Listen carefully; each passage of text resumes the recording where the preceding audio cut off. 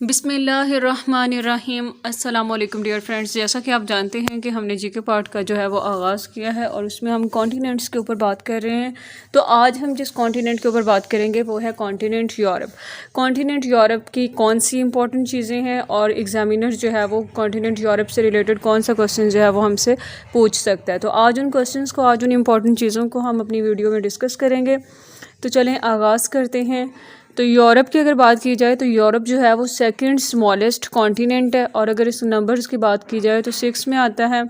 और अगर स्मॉलेस्ट के तौर पे बात की जाए तो पहले नंबर पे ऑस्ट्रेलिया आता है और सेकंड स्मॉलेस्ट जो कॉन्टिनेंट है वो हमारा जो है वो यूरोप है। और अगर पॉपुलेशन की बात की जाए और थर्ड नंबर पे आता है यूरोप जो है। अकॉर्डिंग टू पॉपुलेशन किस नंबर पे आता है? थर्ड नंबर पे आता है। और आगे हम इसकी लोकेशन की बात करें कि यूरोप जो है वो कहाँ पर लोकेटेड है, तो यूरोप जो है वो नॉर्दर्न हेमिस्फेयर में भी लोकेटेड है और ईस्टर्न हेमिस्फेयर के अंदर भी लोकेटेड है। इसका जो ज़्यादातर हिस्सा है ना वो टेम्परेचर जोन के अंदर लाई करता है। आगे अगर हम बात करें कि इसके अंदर टोटल नंबर ऑफ़ कंट्रीज़ कितने हैं और इसका स्मॉलेस्ट और लार्जेस्ट कंट्री कौन सा है, तो इसके अंदर जो नंबर ऑफ़ कंट्रीज़ हैं यानी कि कॉन्टिनेंट यूरोप के अंदर टोटल कंट्रीज़ जो हैं वो 51 है।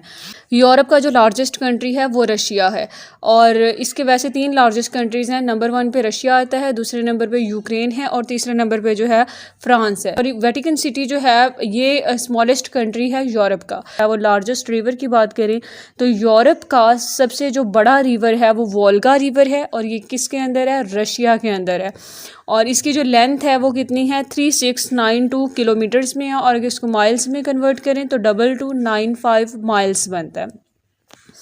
अगर हम इसके हाईएस्ट माउंटेन की बात करें, यूरोप का जो हाईएस्ट माउंटेन है वो कौन सा है?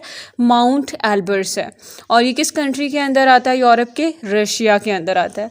आगे हम बात करें तो यहाँ से जो है वो आर्कटिक सर्कल भी पास करता है। इन 3 कंट्रीज़ को अगर हम मिला दें तो ग्रेट ब्रिटेन बनता है। तो ग्रेट ब्रिटेन जो है वो भी जो है यूरोप के अंदर है।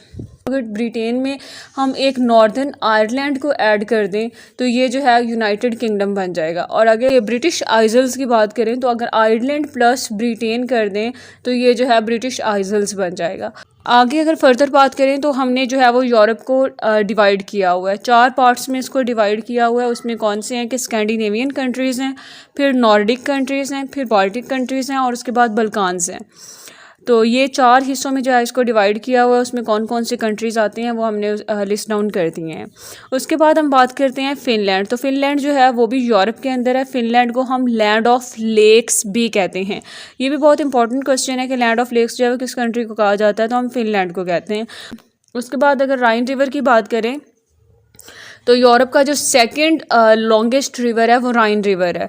ये कहाँ से इशू हो रहा है, यानी कि ये जो रीन रिवर है, राइन रिवर है, ये इसका प्राइमरी सोर्स जो है वो स्विस एल्प्स हैं जो कि स्विट्ज़रलैंड के अंदर हैं और वहाँ से ये इशू हो रहा है रीन वाल्डर्न ग्लेशियर से। उसके बाद हम बात करते हैं रीन रिवर जो है उसके डिफरेंट नेम्स हैं और हर कंट्री में जो है वो इसको डिफरेंट नेम्स से कॉल किया जाता है। नेदरलैंड में जो है राइन रिवर को हम कहते हैं कि ये रीजन है। इन फ्रांस हम कहते हैं राइन और जर्मनी के अंदर हम इसको रीन कहते हैं। ये किस किस कंट्री से फ़्लो करता है? जर्मनी से, फ्रांस से, ऑस्ट्रिया से, स्विट्ज़रलैंड से, नेदरलैंड से, लाइechtenstein से। तो यूरोप के जो हैं वो 3 इंपॉर्टेंट फिजिकल फीचर्स हैं। उनमें क्या है? सेंट्रल अपलैंड्स हैं, नॉर्दर्न लोलैंड्स हैं और नॉर्थ वेस्ट हाईलैंड्स हैं। आगे अगर हम बात करें तो इसके अंदर जो है वो 3 फेमस से ट्रेड्स हैं। एक बॉस्फोरस स्ट्रेट है, दूसरी इंग्लिश चैनल है और तीसरी जो है वो जिब्राल्टर स्ट्रेट है। ये थी हमारी आज की वीडियो जो कि कॉन्टिनेंट यूरोप के ऊपर थी और कॉन्टिनेंट यूरोप से रिलेटेड जितनी भी इंपॉर्टेंट चीज़ें थी उनको हमने अपनी वीडियो में डिस्कस किया है। अगर आपको हमारी वीडियो अच्छी लगी हो तो इसको लाइक कीजिएगा, शेयर कीजिएगा और चैनल को सब्सक्राइब कर लीजिएगा और इसके साथ ही हमें आने वाली वीडियो तक के लिए दीजिए इजाज़त। अल्लाह हाफिज़।